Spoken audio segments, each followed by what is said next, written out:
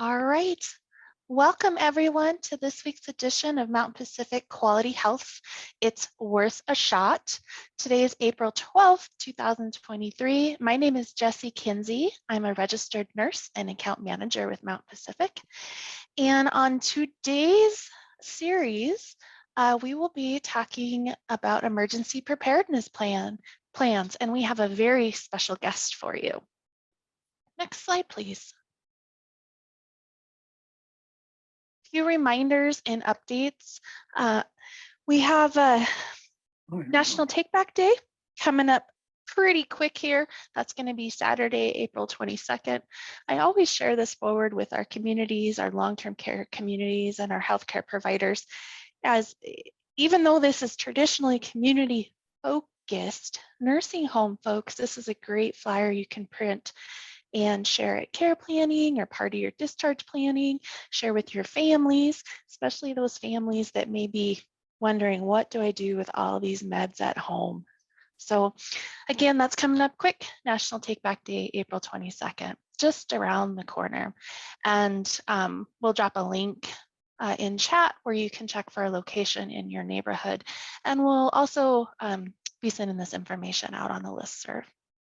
Also, just a little note, CMS announced that the iKey system, that's the Internet Quality Improvement and Evaluation System that I know a lot of folks in the nursing home world are starting to get familiar with, that will go live on Monday, the 17th. So the important news there is it will be offline tomorrow. So all MDS submissions will need to be in by tomorrow at 6 p.m. Mountain Standard Time.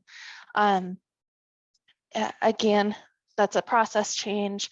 I know that keys system, that movement to their big item in the works. So reach out if you have any questions. We're happy to help you.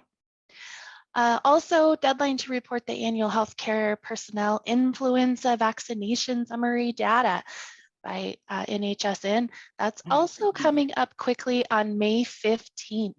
And if you've missed any of those NHSN data entry training opportunities, feel free to reach out. We can hook you up with some webinars that we recently recorded that you may just find helpful.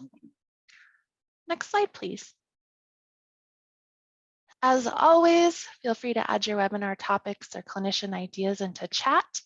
And keep an eye out for that post-presentation evaluation where you can also input any presentation ideas into that evaluation link. We'll continue to meet every Wednesday, same time, same place. And a polling question for this week.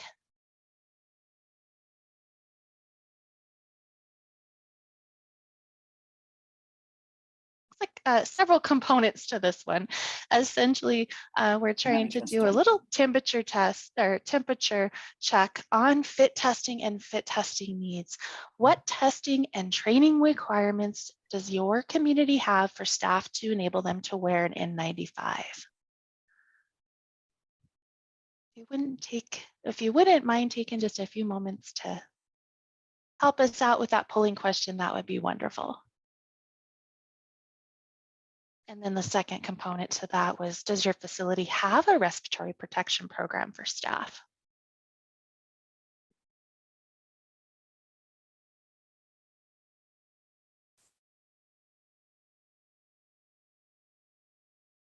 All right, it looks like we can go ahead and end that poll. Thank you, Mary. Stay tuned as we work on additional resources for everyone regarding fit testing.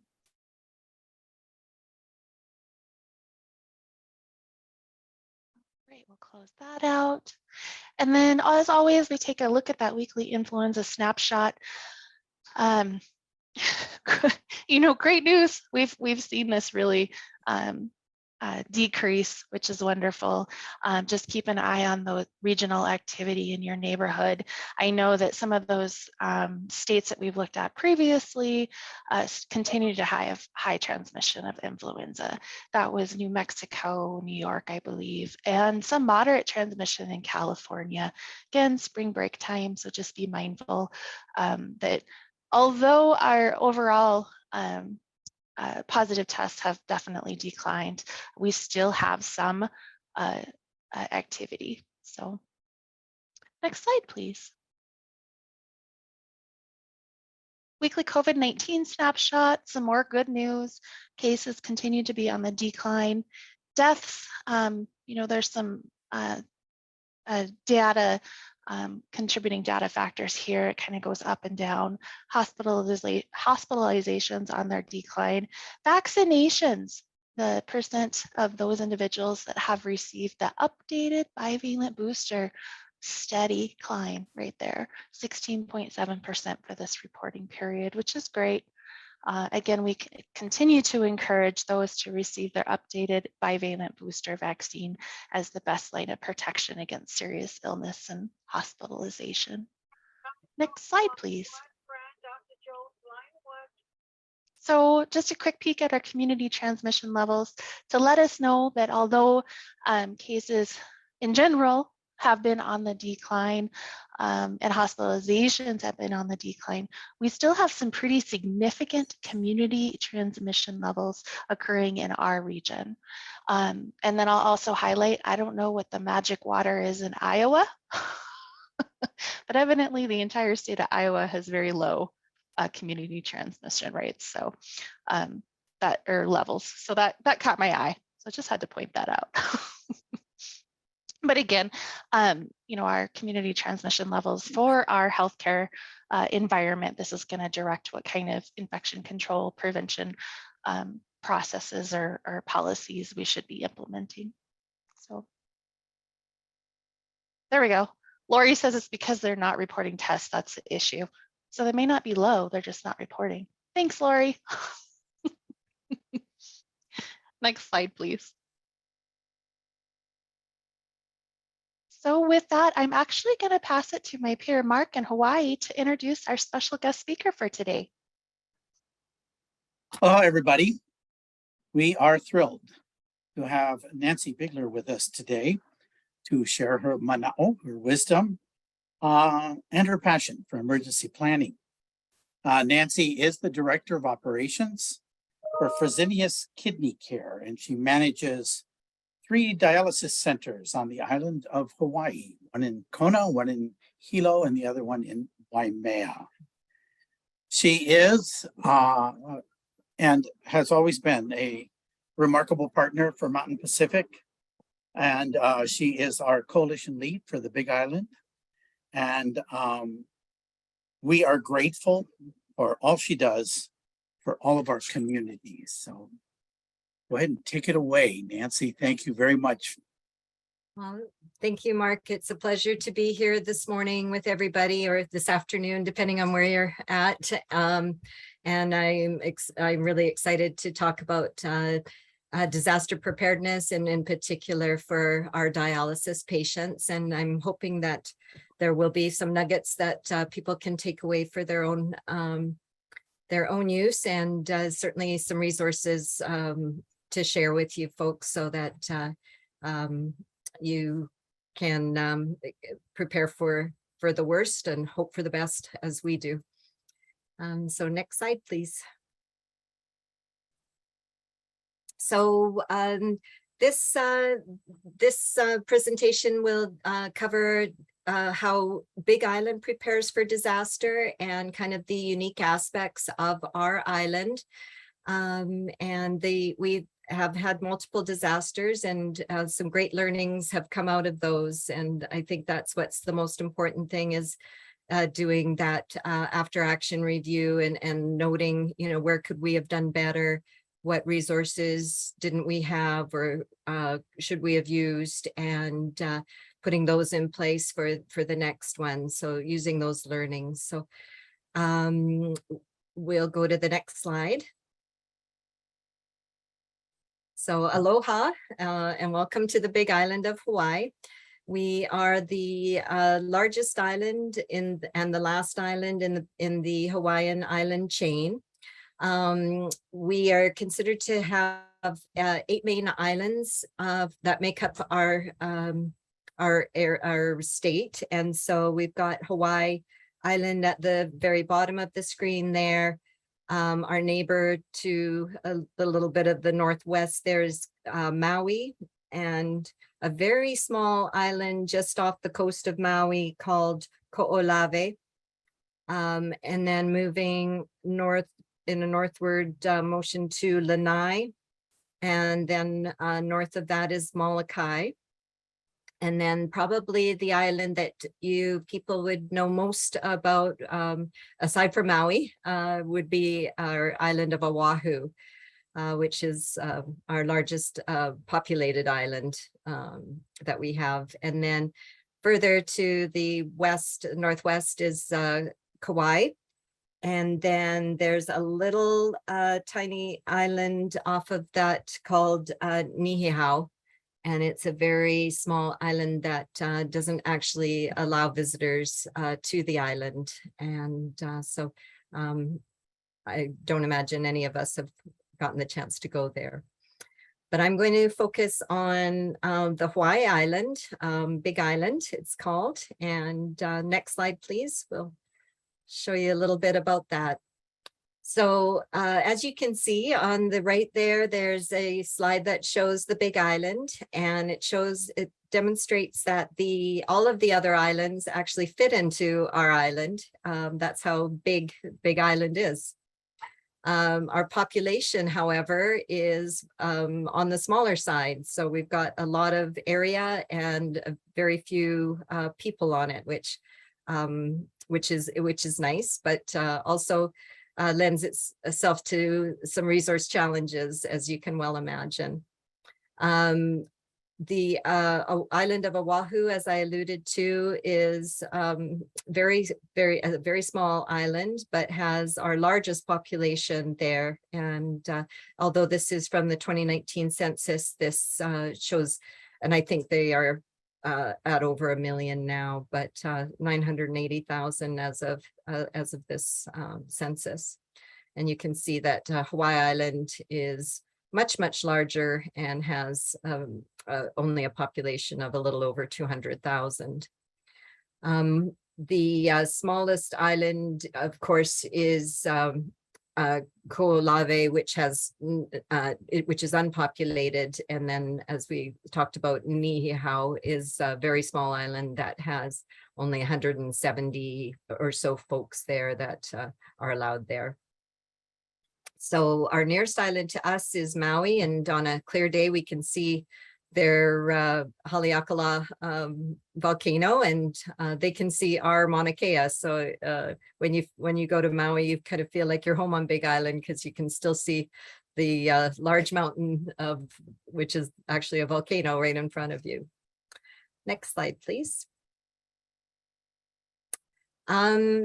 Given our large volcanoes on Big Island, it speaks to where our roads are going to go. The roads have to go around the volcanoes and through them, through the middle of them. So you'll see on the left there, we have one main road, Highway 19, that runs in the north part of the island and down on the east, the west and east sides. And then that turns into what they call Highway 11, which takes it down to the southern portion of the island. And then we have a beautiful new road called Saddle Road that was recently upgraded a few years ago, and it runs right through the middle of the island between the volcanoes of Mauna Loa and Mauna Kea. So as you can well imagine, having limited main roads, if one of them is down, it's going to create some issues for us. So I'll go into that challenge a little bit further in the presentation. So next slide, please. Because of the volcanoes and the level of risk and activity that each of the volcanoes have, they've developed lava zones, and in fact your insurance is kind of dictated by where you live and what zone you're in. So lava zone 9 is the most protected area, where you're going to have the least risk for experiencing a lava incident. Lava Zone 8 is where our Waimea clinic is located, up in the northern portion of the island. Our other two clinics are on the west side is our Kona clinic, which it looks like it's in a lava zone 3 on this map, and then our Hilo clinic, which also is in lava zone 3. So they are at a bit of a higher risk for potential lava events, and certainly we did experience impacts from the Kilauea and the Mauna Loa eruptions. Next slide, please. So not just lava, we also have potential for disasters of earthquakes and sulfuric gas, volcanic smog, ash and Pele's hair, which we'll talk about a little bit, tsunamis, brush fires, hurricanes, floods, and as you may or may not be aware, we've also had a nuclear threat that occurred a couple of years ago that got us a little bit excited. Next slide, please. So the importance of understanding where our patients and our staff live is of vital importance to our abilities to support them in the events of any of the disasters that we just talked about. We really need to pay attention and understand where they actually live, so their physical address. So we need more from them than just their PO box number, as well as their contact information. Where would they stay if they needed to evacuate from their residence? Would they go and stay with their family? Would they go to a shelter? So we need to collect all of that information on admission. We need to keep that information up to date and continually check in with them if they had a new phone number or a new contact. If they, gave up their landline and now have a cell phone, that's really important information to have, as well as if they have any pets or children that we need to take into account for as well. So as you know, many of the emergency shelters have pet capabilities, but those are limited. And so having all of that information gives us the ability to support the patient to go to an emergency shelter or a destination that can support their needs the best. Some ways that we can support our patients in understanding where they are on the island and what hazards or vulnerabilities they may be at risk for best is supported by a program that we use called MapLine. And I'll talk a little bit about MapLine and its functionality a little bit later, but in essence, it allows us to map our patients. It also allows us to map our staff, and it also allows us to identify which roads are closed around them and alternate routes that may be available if those main roads are closed and or bridges are out. So we can identify the roads affected. We also want to understand from their needs is making sure that are their utilities safe and robust. Many of our patients are diabetic, and their medication often will require refrigeration. And so we want to make sure that they have access to refrigeration as well as clean water, which is particularly important for our patients who do their dialysis at home. Big Island supports approximately 400 patients, both in the in-center clinics and in their own homes. And so we want to make sure that our disaster preparedness is identifying both of those scenarios and supporting the patient to continue to do their dialysis by whatever method they have chosen works best for them. We also want to make sure that our patients have access to a list of the shelters.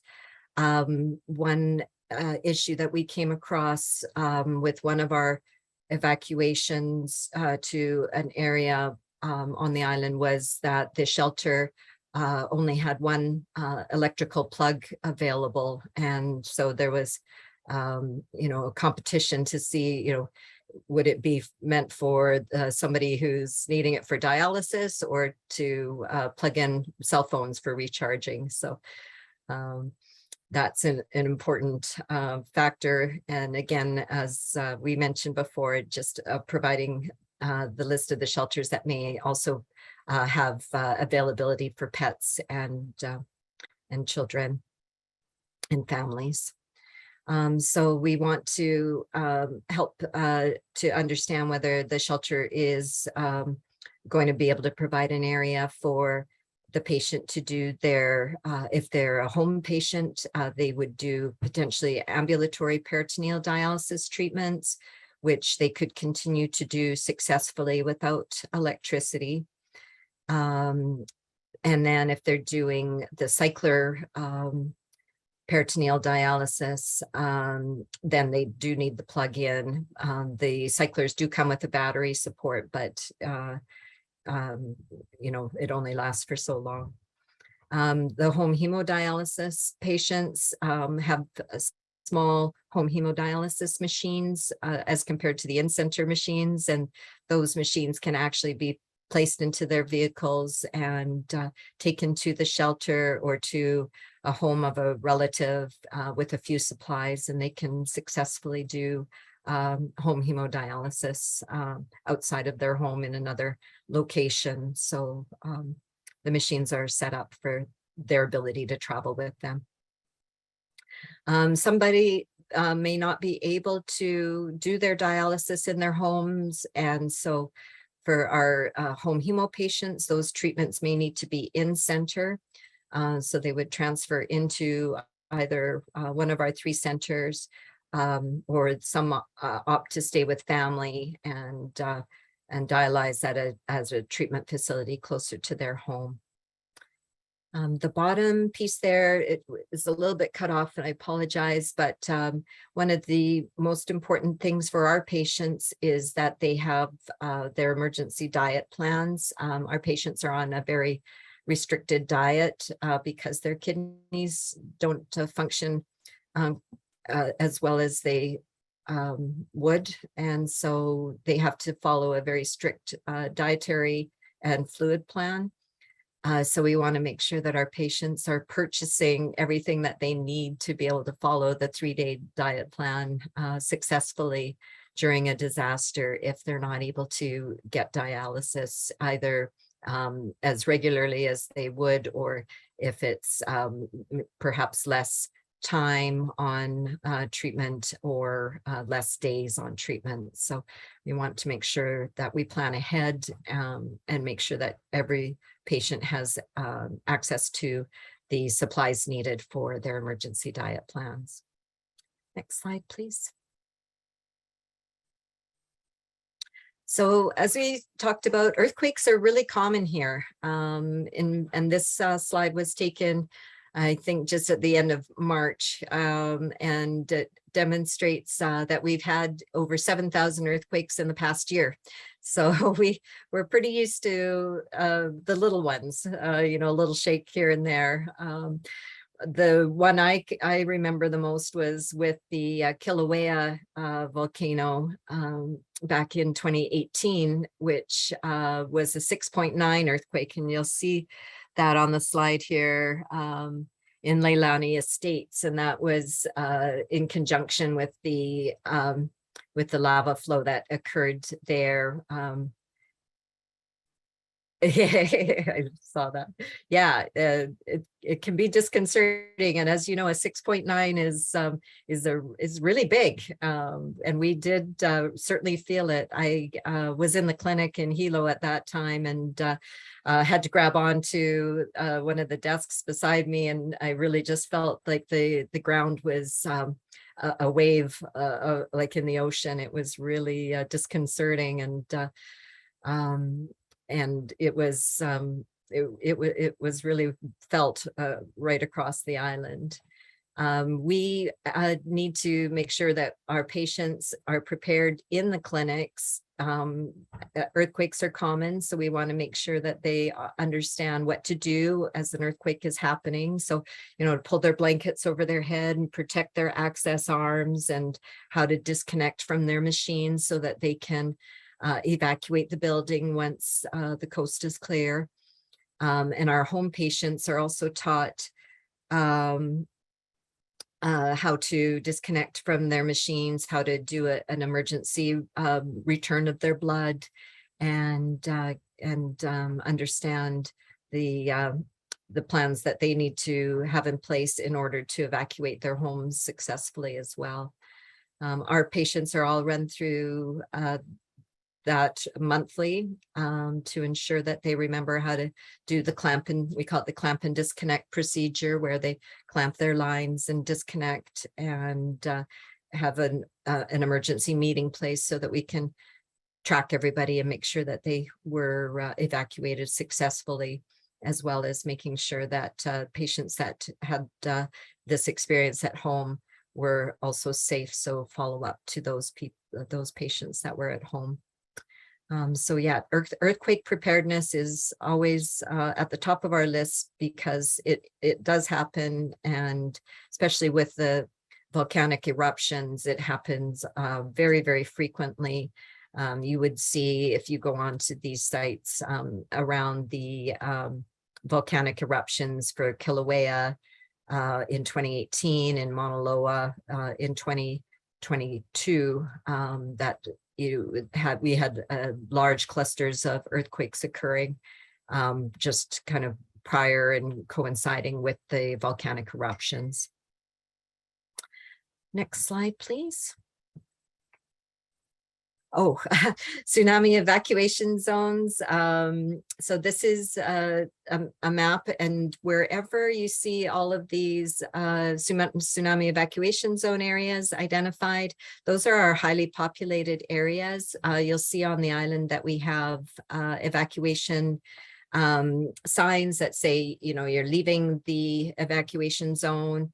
But we need to pay particular attention to these because they are in the most populated areas. So although our clinics aren't going to be directly affected, our patients certainly are. And so this, you can click into this site and actually get a good map on the right, shows you a good visual of what roads are going to be affected and what houses are going to be affected there. Next slide, please. With the eruptions, we experienced high levels of sulfuric gas and ash flows. We had patients complaining of increase in their asthma symptoms, our COPD patients. So for those patients, they were advised to stay indoors with their windows closed. Our clinics put on HEPA filters to any of the exterior air intake equipment to provide cleaning of the air prior to it entering our clinics. Masks were provided to patients with lung conditions, and we wanted to make sure that they understood to limit their time outdoors and to pay attention to the way the wind blows so that they can get outside when it's safe to do so. Next slide, please. Pele's hair is volcanic glass that is actually very, very fine. It's almost like a fiberglass, and it looks like hair, just like it does in this picture here. We had large amounts of it falling all over the island, depending on which volcano was erupting. We've found it in our catchment tanks, our drain pipes, any kind of water sources. So we advised our patients to just keep an eye out for it. It can get, it's easily gets under the skin, in the eyes, and can be inhaled and can be a really serious respiratory concern. Next slide, please. Access issues, as you know, with those two main roads that we have, access issues are a really important piece of our disaster planning. Using the mapping tools as well as the civil defense websites, we are able to determine which roads are closed and alternate routes that might be able to be taken. The slide on the right there is something that I took, a picture that I took of the road being repaired, and the fog that's coming off of the side of the road because the volcano is still active. Next slide, please. Mapline is a geoanalytics tool that I spoke about briefly. You're able to put in addresses, and it will map your area, and you can put your patients and your staff in, which is what we did. And we were able to determine, who was most at risk and who might need to evacuate. And we were able to connect with those people and make sure that they had a safe exit route, as well as a shelter that they could go to. Yeah, Nancy, I think we got to skip ahead here. Okay. Yeah. Can we go to slide 35 real quick there? Yep. Folks? Let's go. Yep. Sorry. Yeah. We'll do 35, 36, and 37. Okay. Yep. Hawaii Emergency, we belong to the HHEM Coalition, and they are very responsive management, emergency management operations. We can put in if our clinics are not functioning, and we can also put in a request for assistance. So if we needed help with transportation or flying people off the island, we would reach out to these folks, and they are very, very responsive. They have daily updates and sometimes hourly updates on providing emergency care to our island. Next slide, please. Preparation is the key, and we need to plan ahead and look at all of these areas of concern. Next slide, please. A couple of things that we found really helpful is the CDMA phone, which is a phone that we can use to get a hold of HHEM if our computer systems are down, and ham radio. So the ham radio operators are a robust group here. We often hear about disasters well in advance of civil defense because the ham operators are right on top of it and radio each other all the time. Next slide, please. So yeah, CDMA, next slide, please. And ham. Really two really useful tools that we use every disaster. Next slide, please. This is a resource that is extremely valuable, and we give to all of our patients, and it's preparing for emergencies, and it's specific to our dialysis patients. Next slide, please. It has a robust list of how to be prepared, and it also gives them their shopping list for their emergency diet, as well as their diet plan that they would follow. So this is just kind of an overview of that booklet. Next slide, please. So it has lots of checklists of what to do, and it provides the checklist for each of the items. Next slide, please. This is an example of the 3-day emergency diet shopping list that our patients would need to have at home in advance of the disaster. And then they would receive a diet plan, which uses each of these items over 3 days. Next slide, please. Our last important, our important partners include the Hawaii Civil Defense Agency. They have an excellent website, and I would highly encourage everybody to go there. Next slide, please. And this is an example of the important resources that can be found on their civil defense, and they give regular updates. And you can see this last one was a 4.1 on 3/26, no tsunami threat. So it really gives you important immediate updates as far as what we can expect. Next slide, please. This is an example of what you can find on the volcano hazard map. The little blue dot is our Mauna Loa eruption that happened in the fall of last year. And you can see it came right up to Saddle Road, which is what we were really worried about, because Saddle Road is a really important road for us to get back and forth between Hilo and Kona. Next slide, please. I would recommend the Hawaii County Multi-Hazard Mitigation Plan. It's an extremely robust plan and goes through absolutely everything.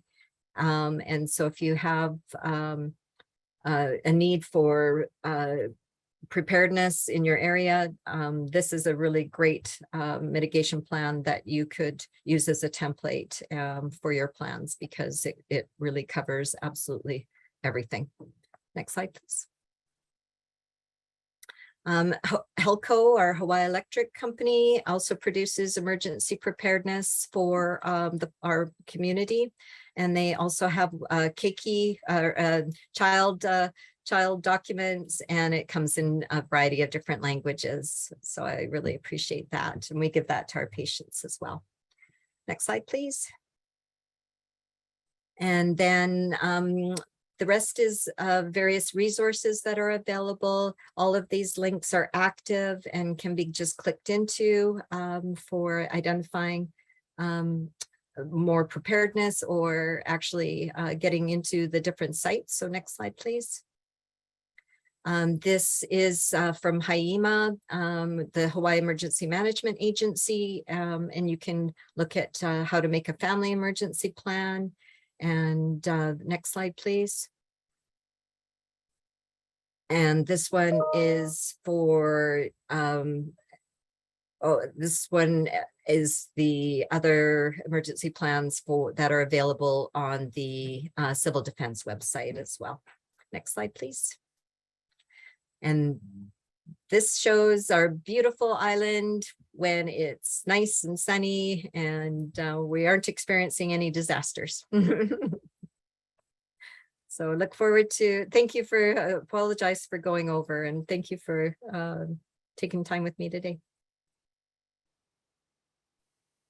Thank you, Nancy. What a great presentation. I think we might have to do a part 2. There's so much information and valuable information. So we sure appreciate you being our guest today and sharing forward terrific information. With that, thank you everyone for attending. If you have any questions, as always, reach out to us. We do have that post-presentation evaluation in the chat box. If you have a few moments, we'd love for you to take that survey. As always, we appreciate you. Take care, and same place, same time next week. Thank you, everybody. Thank you so much. Thanks for joining us again, Nancy. Thank you.